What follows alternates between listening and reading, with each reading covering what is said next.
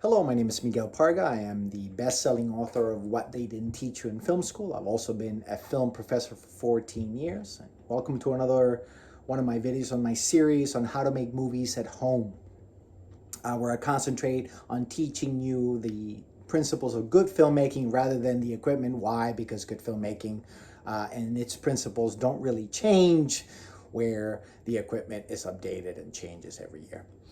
Very good. So today, kind of as an aside, I wanted to talk a little bit about where does modern acting technique come from. So you hear a lot of people refer to actors as being method actors. Say, oh, Daniel Day-Lewis is a method actor. Or, Robert De Niro, he's a method actor. Where does that come from? Where does this method come from? Is there a technique? Well, there's 1,000 techniques for acting today in 1,000 different schools. However, the main three methods of American method acting come from the same source. So there's a man by the name of Konstantin Stanislavski. He was the director of the Moscow Art Theater, and he was a theater director and an actor himself at the turn of the century in Russia. And this gentleman, what he discovered is that some actors, while they were doing their performances, were actually going through the emotions of the play. This was not common at the time.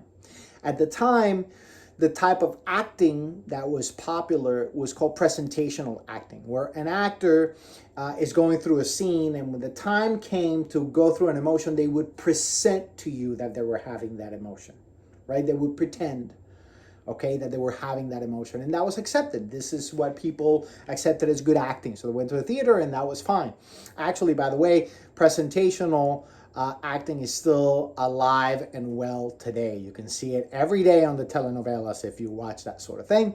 And there's nothing wrong with it. It's just a particular style of acting, right? Where the actor is not actually going through the emotion of what's going on in the play or the show. But what Stanislavski realized is some actors actually were going through the emotions. Now, here's an interesting question. How do we know somebody is going through the emotion? Well, this is very simple. This is called the concept of resonance. We know somebody's going through the emotion because we feel it too. Okay? We're humans, they're humans, our instruments are the same. So when an actor is resonating with an emotion, we resonate with the same emotion. We've all experienced this. When we watch a great performance, on the screen on a movie, you'll watch Meryl Streep go through an incredible scene, and she's going through this emotion, and you feel that emotion as well. You actually experience it too, for example, at a concert where the performer is singing a song and they're going through that emotion, and you feel that emotion as well. Actually, everybody on that stadium may be feeling the same emotion. It's a fantastic thing that happens when humans communicate through art, okay? So Stanislavski realized, well, these people are actually going through that emotion. So he went on and did a bunch of interviews with these actors and asked them, how do you do that?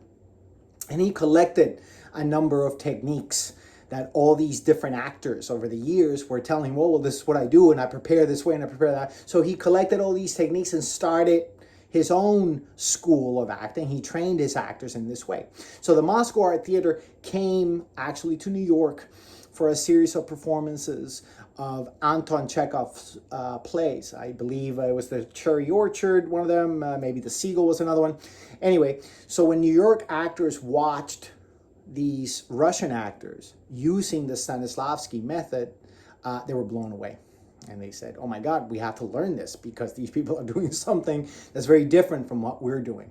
And the audience during those performances were Stella Adler, Lee Strasberg, and then not really in the audience, but he was a member of the same theater company. He was a kid at the time, Sanford Meisner. So those three names are very important names in the world of American acting. Adler, Strasberg, and Meisner. Those are the three main techniques of what we call today the American method. They have different ways of approaching the method or approaching their craft. They're all based on the principles of Stanislavski. But the important thing is that their purpose is the same. It is to find the truth of the performance so that the performer can have the emotion, can have a truthful emotion. And by them having the truthful emotion, the audience also gets to experience the same emotion. Meissner said, acting is acting truthfully under imaginary circumstances, right? The circumstances of the play, the circumstances of the movie, the circumstances of the show are imaginary. But the emotions, right? The emotions that are in there must be truthful emotions. Remember, a movie is a lie that tells the truth. If you like the content and would like to hear more about future seminars, projects, and the upcoming release of my new book, How to Make Movies at Home, subscribe to the channel and follow me on social media. Thanks for watching.